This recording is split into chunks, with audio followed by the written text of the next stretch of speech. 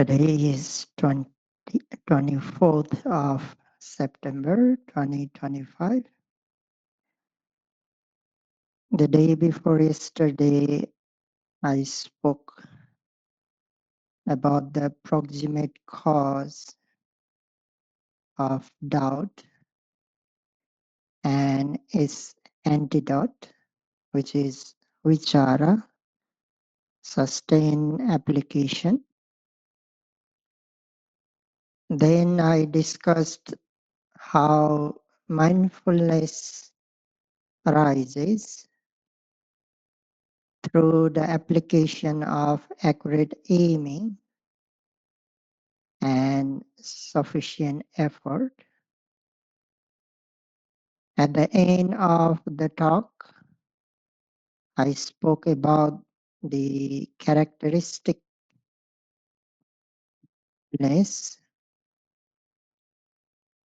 The characteristic of mindfulness is non-wobbling or non-superficiality.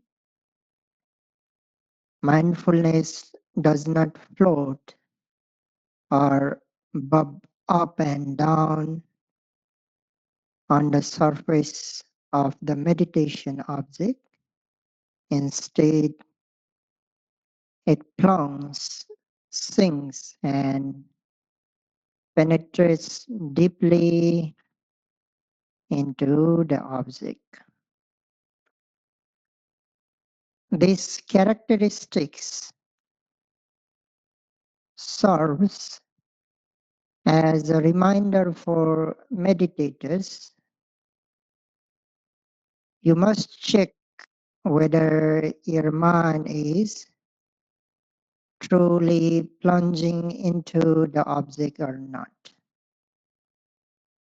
When observing the rising and falling of abdomen, is your mind is sinking into the object or merely touching it? When observing secondary objects such as thinking, thoughts, or sensation, is your mind penetrating the experience or just noticing it vaguely? The same applies during walking meditation and throughout daily activities.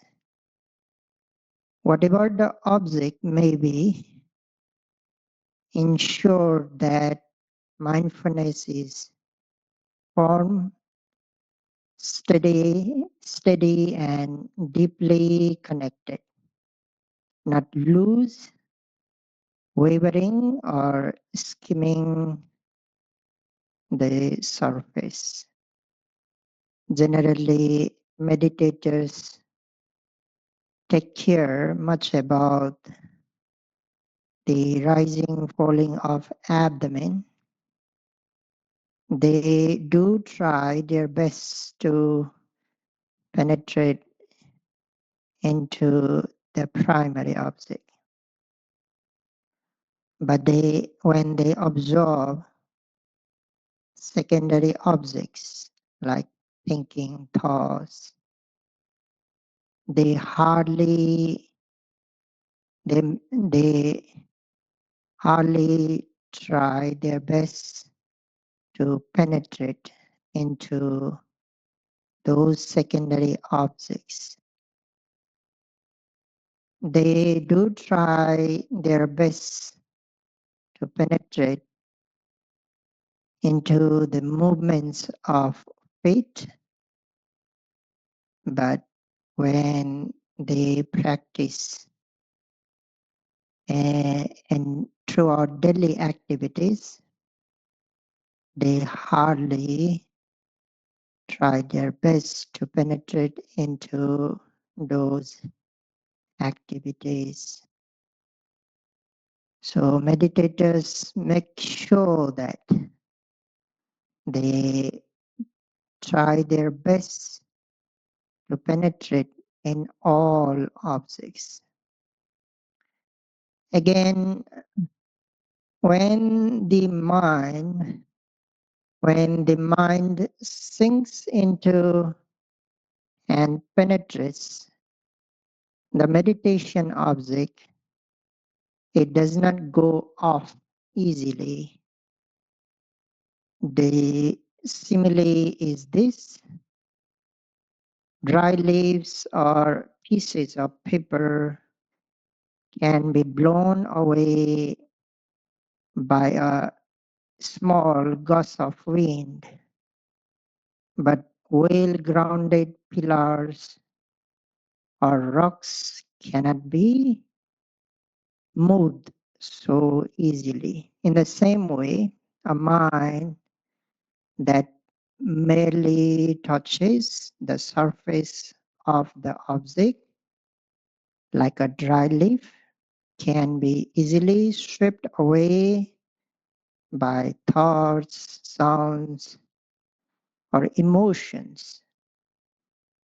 But a mind that is deeply penetrated into the object, like a rock, firmly rooted in the art, will remain steady, unshaken, and resilient even when distractions arise. This is the power of well-established mindfulness.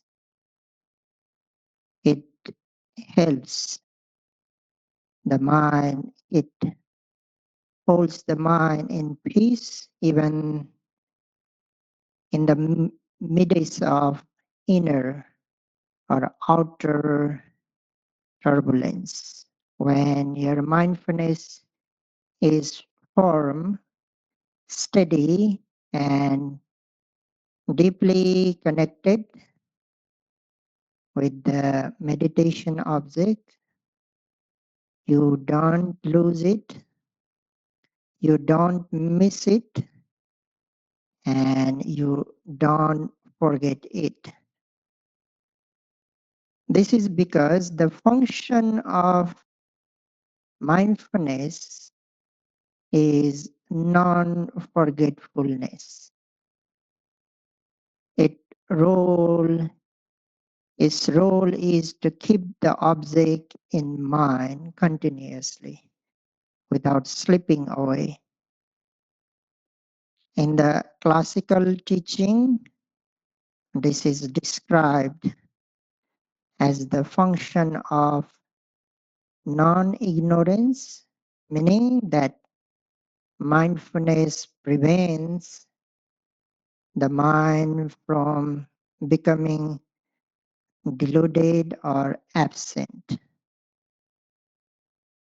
Mindfulness holds the object clearly, consistently, and without wavering. It keeps the mind from drifting into forgetfulness. So, when mindfulness is well established, the mind remains present and aware. It does not forget. It does not forget, it maintains a continuous view of the meditation object moment by moment. The simile is this: a footballer keeps their eyes on the ball throughout the game. A badminton player keeps their focus on the shuttlecock.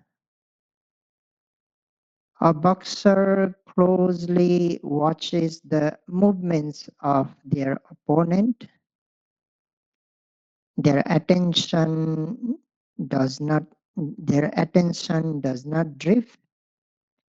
It stays with what matters most in the moment.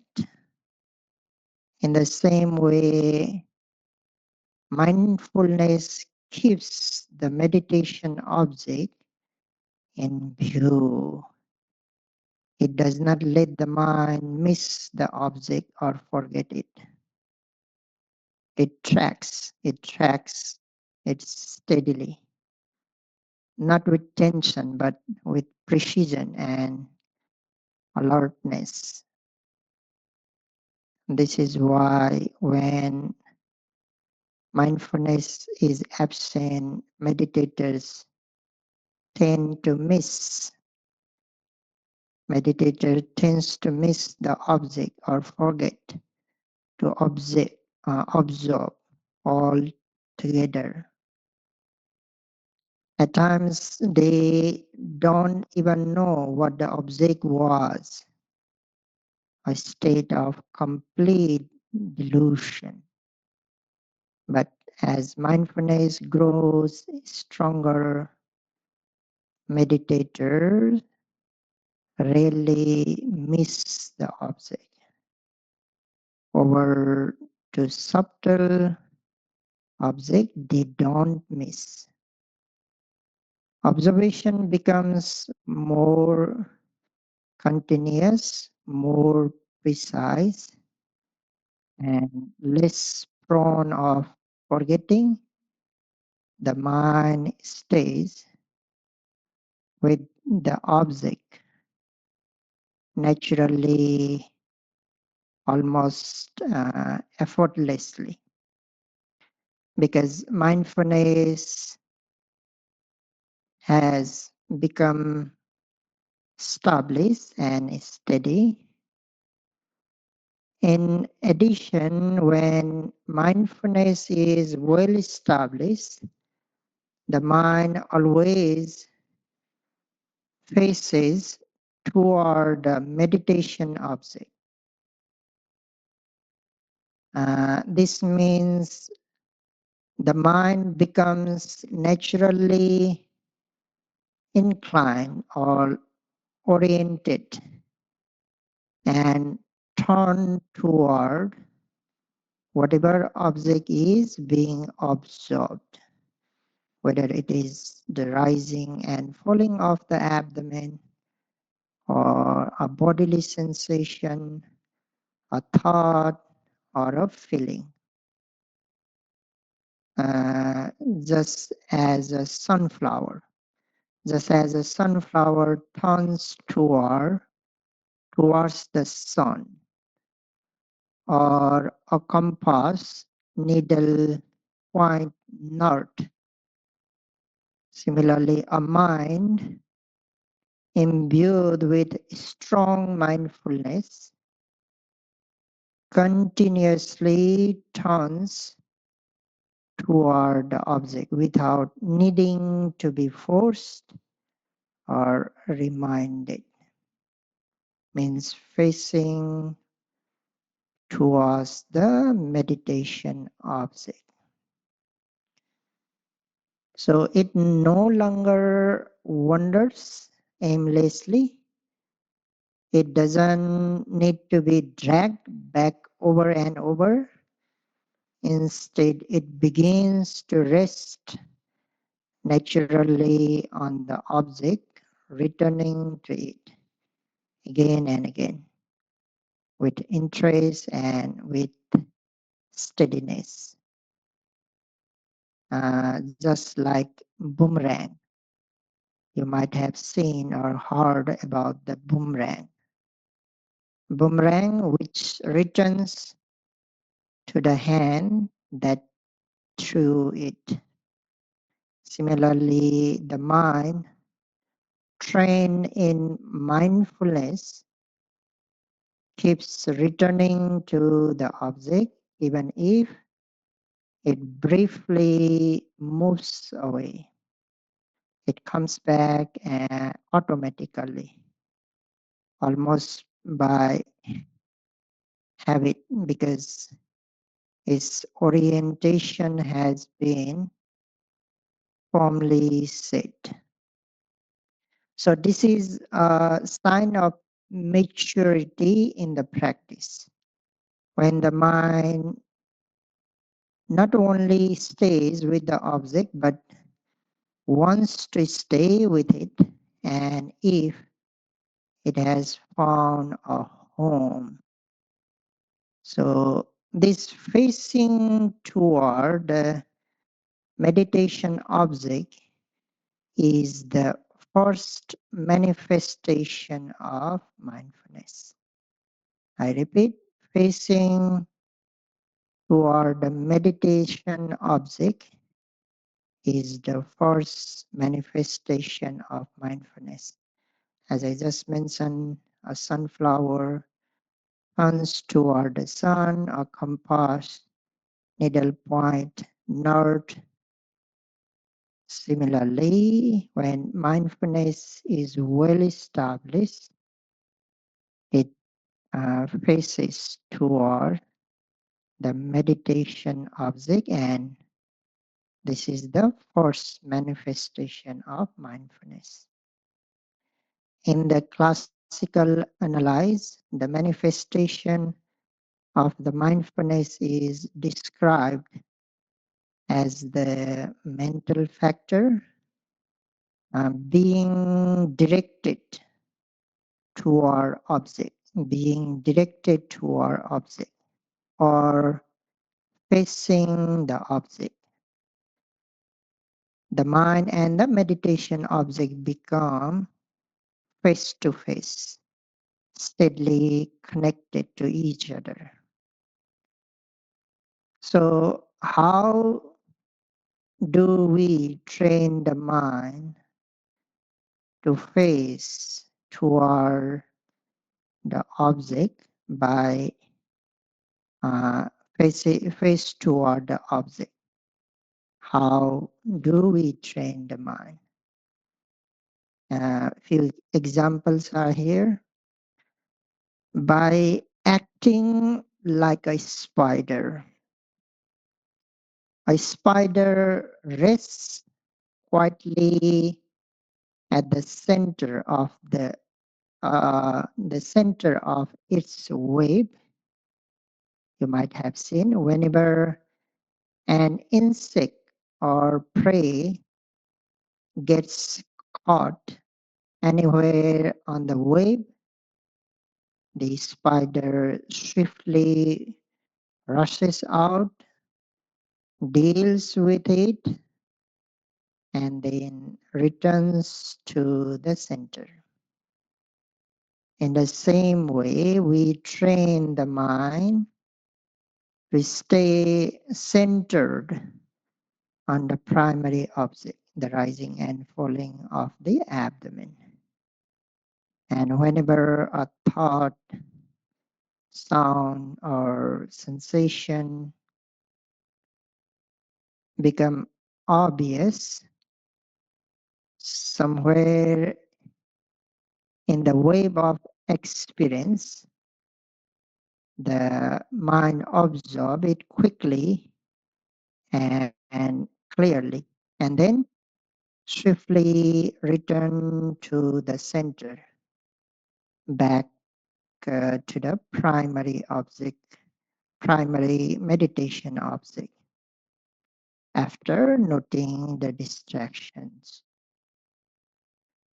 So meditators should return swiftly to the primary object and stay there whenever there is no other obvious object to observe, just like a spider that after dealing with its prey returns quickly to the center of the web and rests there calmly. The primary object is like your home. Whenever you have nowhere else to go, you return home. Sometimes you go to work, the office, but then you return home. At times you go to market for shopping, and once that's done, you return home. Or you visit friends, relatives, or travel for a while, but eventually you come back home. So in the same way, when there is no obvious secondary object to observe, you simply keep observing the primary object, the rising and falling of abdomen. While observing the primary object, the mind may sometimes wander, thinking or thoughts may arise. You note them and swiftly return to the primary object. At times, sensations may become obvious in various parts of the body. You observe them and then return to the primary object.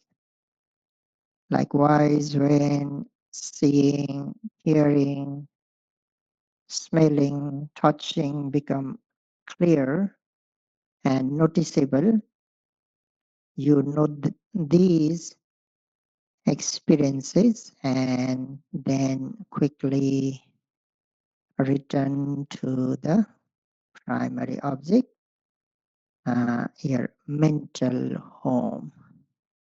So that's why the primary object is your home whenever you have nowhere else to go, or when you have nothing to observe, you have to return back swiftly to the primary object, that is rising and the falling of the abdomen.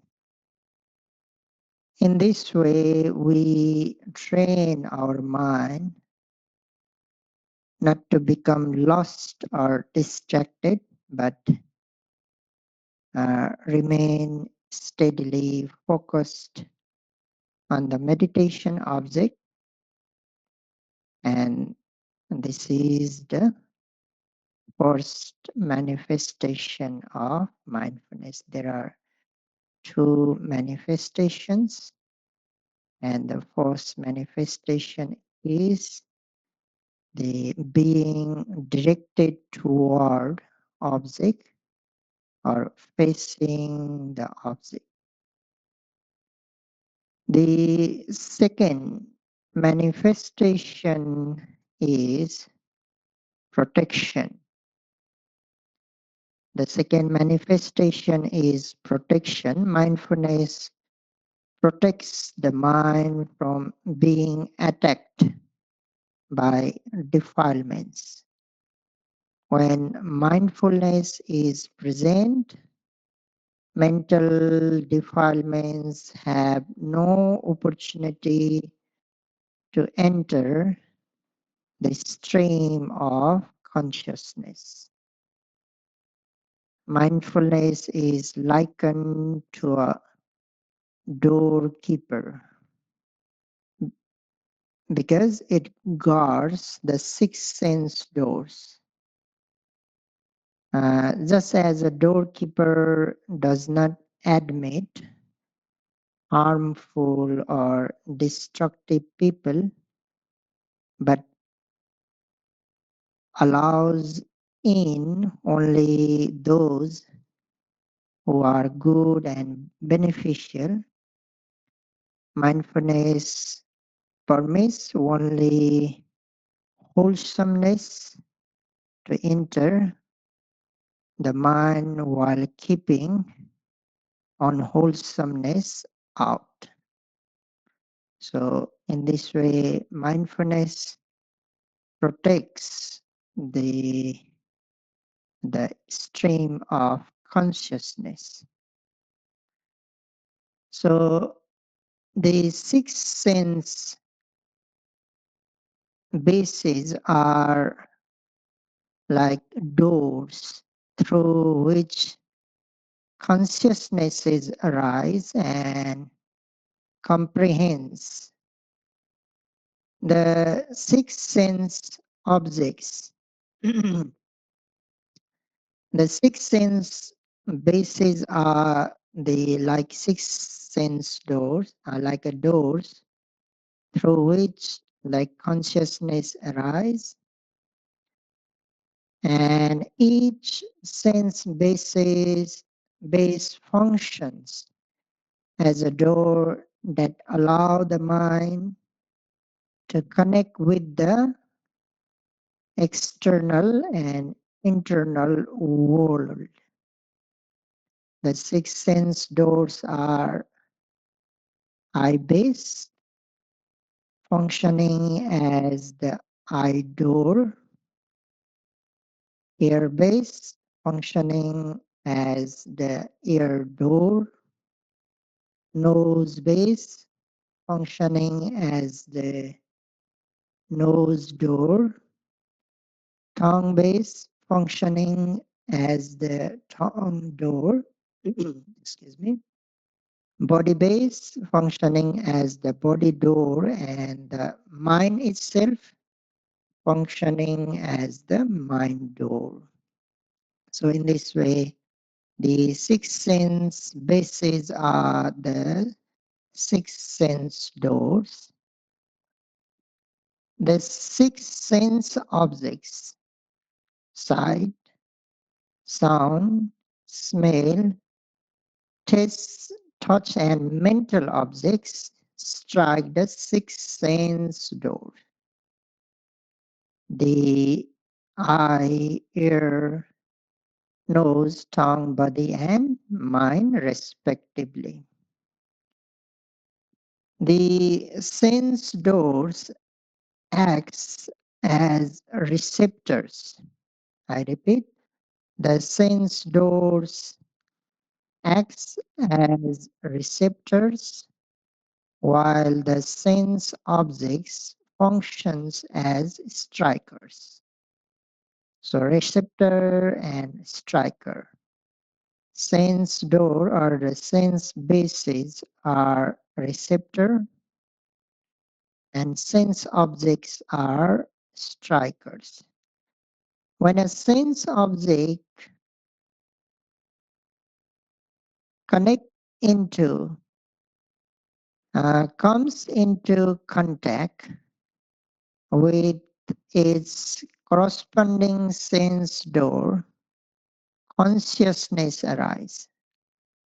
I repeat, when a sense object comes into contact with its corresponding sense door, consciousness arises, and this moment of contact and resulting consciousness is like an ignition, and this process can be compared to striking a matchstick against a matchbox. The matchbox represents the sense door as receptor.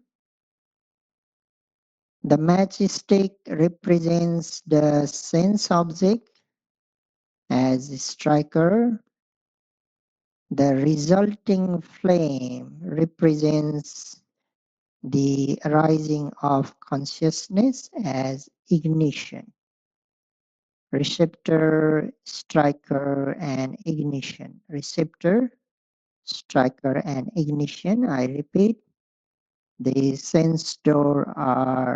uh, sense door is receptor, sense object is striker, and resulting consciousness is ignition. Just as a fire arises when the striker meets the right surface, consciousness arises when a sense object meets its corresponding sense base under suitable conditions. Like when a visible object strikes, the eye base, seeing consciousness arises. When a sound strikes the ear base, hearing consciousness arises. When a smell strikes the nose base, smelling consciousness arises. When a taste strikes tongue base, tasting consciousness arises. When a tangible object strikes the body base, then touching consciousness arises. And when a mental object strikes the mind base, then mind consciousness arises. I'm explaining this because I want to explain how the mindfulness protects the six sense doors. It is likened to a doorkeeper. That is why I'm explaining these things. So at the first moment of their arising means at the first moment of arising of consciousness, these consciousnesses, like seeing consciousness, hearing consciousness, smelling, tasting, touching, and mind consciousness, they are neither wholesome or unwholesome. At the very first moment of their arising, they are neither wholesome nor unwholesome. They are karmically neutral. They are neutral. They simply register the object. They simply register the object, or just being aware of the sense object. Here, awareness is not the awareness like mindfulness, just receiving the object, just be registering the object. However, if mindfulness is absent, defilements such as craving, aversion, or delusion can quickly follow. That means at that moment, if mindfulness is absent, then defilements can quickly follow these consciousnesses. So without mindfulness, the minds tend to react habitually, allowing unwholesomeness, unwholesome mental states to arise and take hold.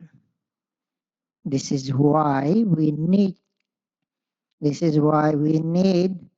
a strong and reliable guard to protect the stream of our consciousness from intrusion of defilements. Oh, this is how we can protect our six sense doors,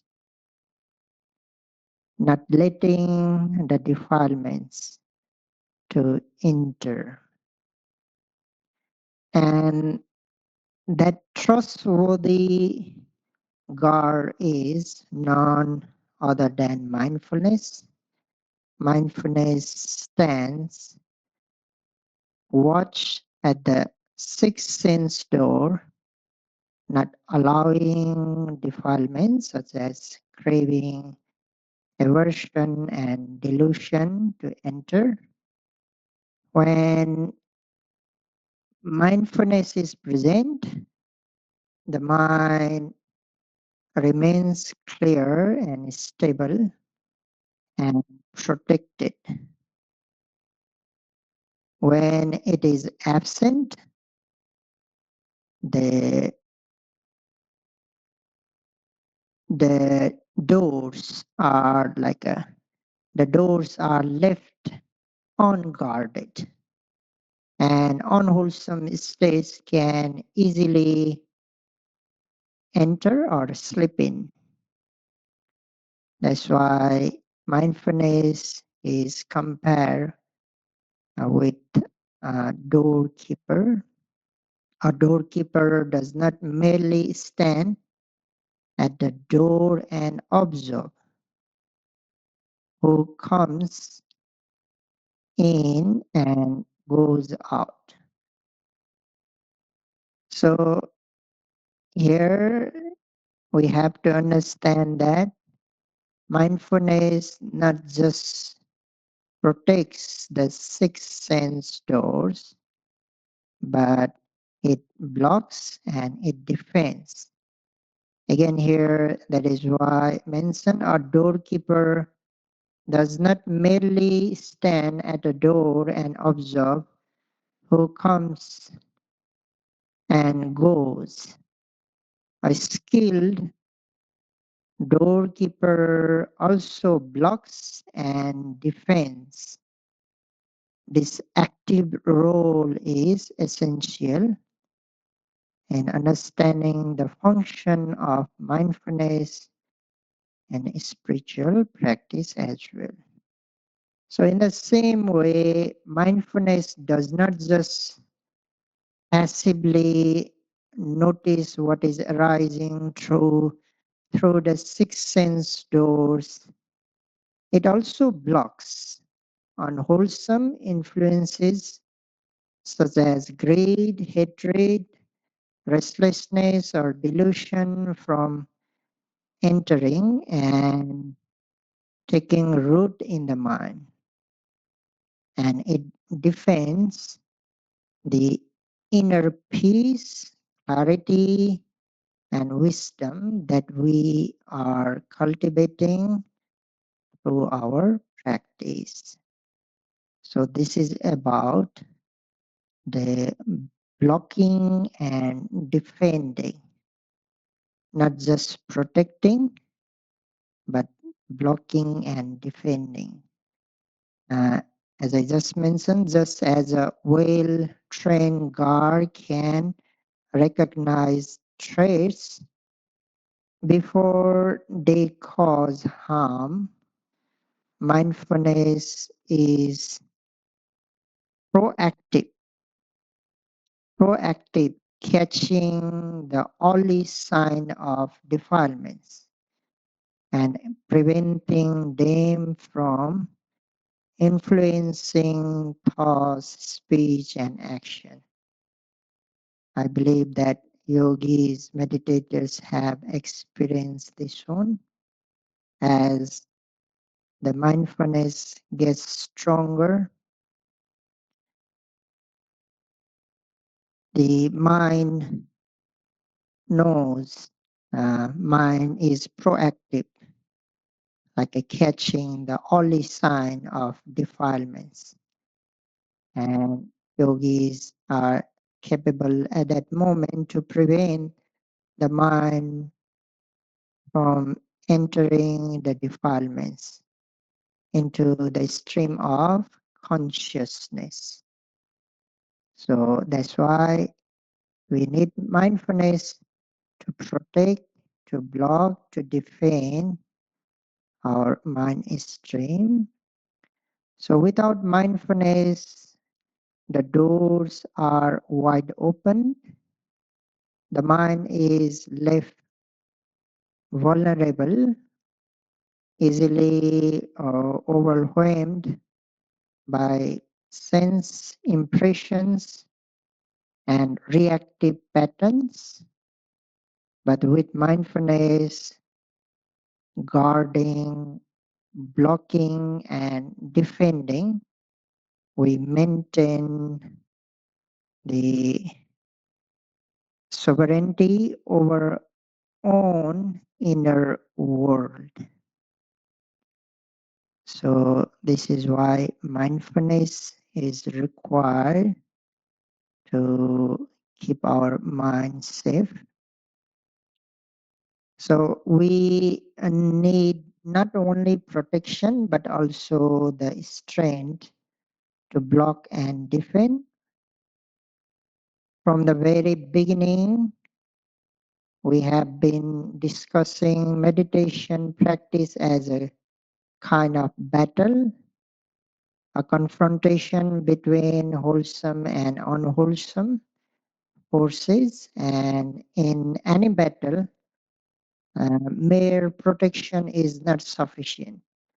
Blocking, defending are also necessary. This is how meditators experience a sense of safety. Meditators experience a sense of safety. In meditation practice, this sense of safety does not come from external condition, but from the presence of mindfulness, the inner guardian. When mindfulness is strong, meditators are no longer helplessly exposed to the flood of sense impression or to the pool of untrained habits and emotional reactions. Instead, they begin to dwell in a space of alertness that is stable in the face of pleasing and unpleasing experiences. So, and clear in recognizing what is arising moment by moment, protective against the intrusion of defilements such as craving, aversion, or confusion. Just as a house with locked doors and a trustworthy guard gives its uh, residents a sense of security. Similarly, a mind guarded by mindfulness gives the meditator a deep sense of inner safety and composure, even when the world outside is uncertain or chaotic. So at this point, I would like to introduce you to a discourse called the Ariyavasa Sutta. Ariyavasa Sutta, the dwellings of the noble ones. So the discourse on the dwellings of the noble ones. I will talk briefly. In this discourse, the Buddha speaks about the 10 dwellings in which noble ones of the past have dwelled, noble ones of the future will dwell, and noble ones of the present are now dwelling, the dwellings of the noble ones. Like we human beings build houses to keep ourselves safe. Those who can afford it build bigger, better, and more luxurious homes. Those who cannot afford much construct simple shelters, just enough to protect themselves from rain, wind, and other danger. Some people even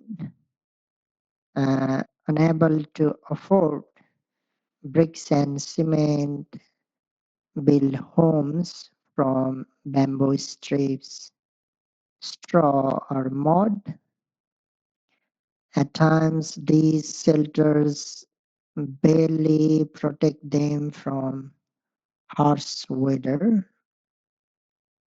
In the same way, throughout the endless cycles of existence, if we do not have a safe and stable dwelling to stay in, the dangers we face are far greater than sun, wind, rain, wild animals, or even enemies. Without a secure inner refuge, we are exposed to the relentless dangers like birth again and again into conditions of uncertainty, pain, and limitation, aging and decay with no way to stop the gradual breakdown of the body and mind, then sickness, both physical and mental, with suffering often beyond our control, then death, the inevitable end of each life, followed by yet another uncertain rebirth, and perhaps most importantly, delusion, craving, attachment, which keep the cycle going. So these are not temporary but are occasional dangers.